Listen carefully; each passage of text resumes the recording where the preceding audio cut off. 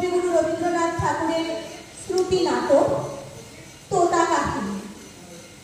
আমার ডান পাশে আছে প্রিয়াঙ্ক চক্রবর্তী এবং বাস পাশে আছে সৌরদীপ্ত সিনহা।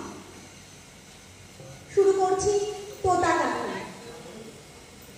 এক যে ছিল পাখি, সে ছিল মূর্খ। সে গান গাইত, শাস্ত্র পড়িত না, লাফাইত, উড়িত, জানিত না কায়দা কানুন কাকে বলে। রাজা বলিলেন, এমন পাখি তো কাজে লাগে না, অথচ বনের ফল খাইয়া রাজহাটে ফলের বাজারে লোকসান ঘটায়। মন্ত্রীকে ডাকিয়া বলিলেন, পাখিটাকে শিক্ষা দাও। রাজার ভাগিনাদের উপর ভার পড়িল পাখিটাকে শিক্ষা দিতে। পণ্ডিতেরা বসিয়া অনেক বিচার করিল। প্রশ্নটা এই, উক্ত জীবের অবিদ্যার কারণ কি? সিদ্ধান্ত হইল, সামান্য খড়কুটা দিয়া পাখি যে বাসা বাঁধে সে বাসায় বিদ্যা বেশি ধরে না। তাই সকলের আগে দরকার ভালো করিয়া খাঁচা বানাইয়া দেওয়া। রাজ পণ্ডিতেরা দক্ষিণা পাইয়া খুশি হইয়া বাসায় ফিরিল। শেখরা বসিল সোনার খাঁচা বানায়। খাঁচাটা করিল এমন আশ্চর্য যে দেখিবার জন্য দেশ বিদেশের লোক ঝুঁকিয়া পড়িল। কেহ বলে শিক্ষার একেবারে হদ্দবুদ্ধ, কেহ বলে শিক্ষা যদি না হয় খাঁচা তো হইল, পাখি কি কপাল। শেখরা থলি বোঝাই করিয়া বকশিস পাইল। খুশি হইয়া সে তখনই পাড়ি দিল বাড়ির দিকে। পণ্ডিত বসিলেন পাখিকে বিদ্যা শিখাইল। নস্য লইয়া বলিলেন, অল্প পুঁথির কর্ম নয়। ভাগিনা তখন পুঁথি লেখকদের তলব করিল।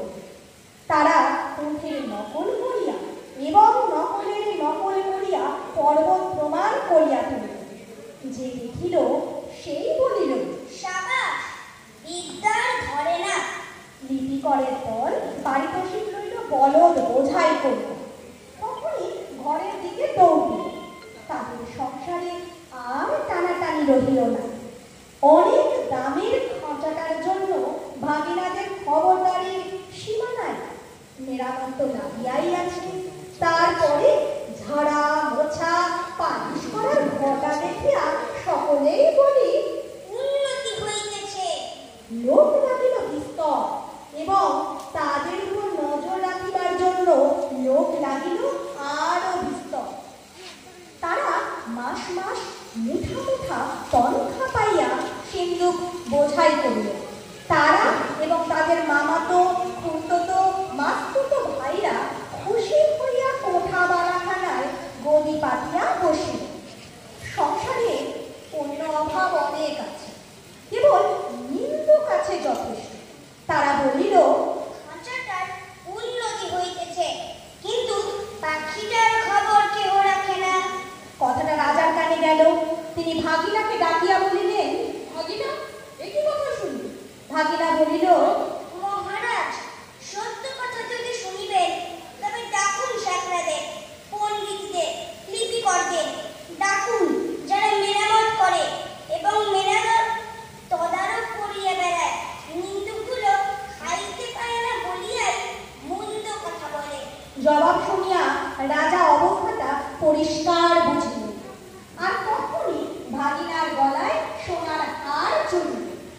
শিক্ষা যে কি ভয়ঙ্কর থেকে চলিতেছে রাজার ইচ্ছা হইল স্বয়ং দেখিবে। একদিন তাই পাত্র মিত্র অমাত্য লইয়া শিক্ষাশালায় তিনি স্বয়ং আসিয়া উপস্থিত। দেউড়ির কাছে অমনি বাজিল শাঁখ, ঘণ্টা, ঢাক, ঢোল, কাড়া, নাকাড়া, তুড়ি, ভেড়ি, তামামা, কাশি, বাঁশি, কাঁসর, খোল, করতাল, মৃদঙ্গ, ঝগঝগ।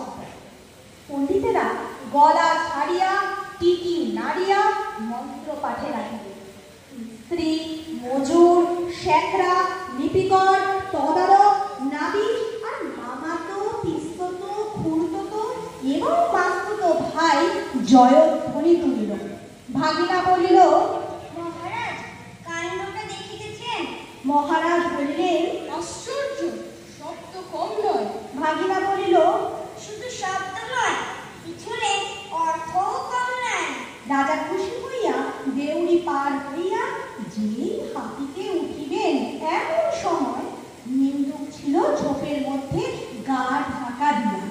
সে বলিয়া উঠিল, মহারাজ, পাখিটাকে দেখিয়াছেন কি?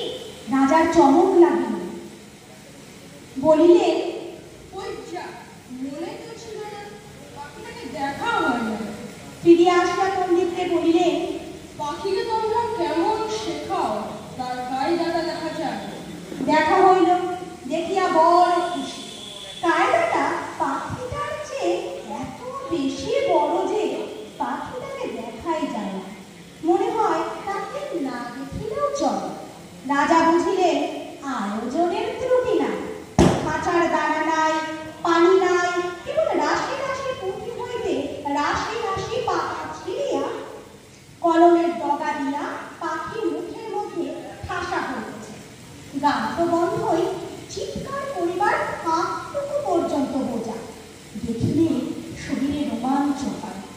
এবারে রাজা হাতিতে চড়িবার সময় কানওয়ালা সর্দারকে বলিয়া দিলেন, নিন্দুকটাকে আচ্ছা করে কান মরিয়া দিল।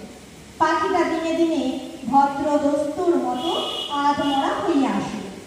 অভিভাবকেরা বুঝিল বেশ আশাজনক, তবু স্বভাব দোষে সকালবেলার আলোর দিকে পাখি চায় আর অন্যায় রকমে পাখা ঝটপট করে। এমনকি একদিন দেখা যায় সে তার রোগা ঠোঁট দিয়া খাঁচার শলা কাটিবার চেষ্টায় আছে। কৌতূহল বলিল, এ কি বেয়াদবি! তখন শিক্ষা মহলে হাপড় হাতুড়ি আগুন লইয়া কামার আসিয়া হাজির। কি দমাদম পিটানি! লোহার শিকড় তৈরি হইল, পাখির ডানাও গেল কাটা। রাজার সম্বন্ধীরা মুখ হাঁড়ি করিয়া মাথা নাড়িয়া বলিল, পাখিদের কেবল যে আক্কেল নাই তা না, কৃতজ্ঞতাও নাই। তখন পণ্ডিতেরা এক হাতে কলম এক হাতে সরকি লইয়া এমনি কাণ্ড করিল যাকে বলে শিক্ষা।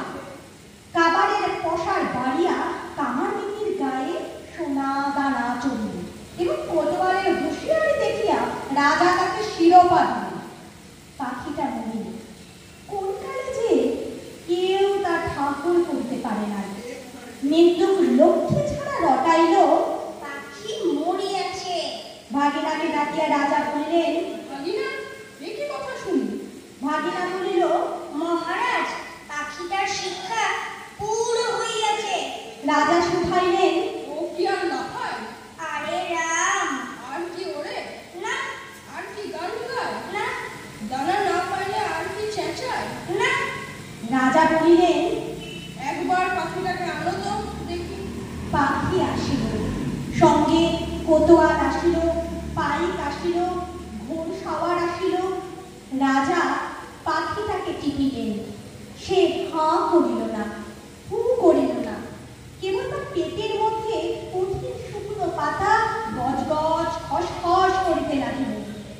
বাহিরে নববসন্তের দক্ষিণা হাওয়ায় কিশলয়গুলি দীর্ঘ নিঃশ্বাসে মুকুলিত বনের আকাশ আকই করিয়া দিল। আম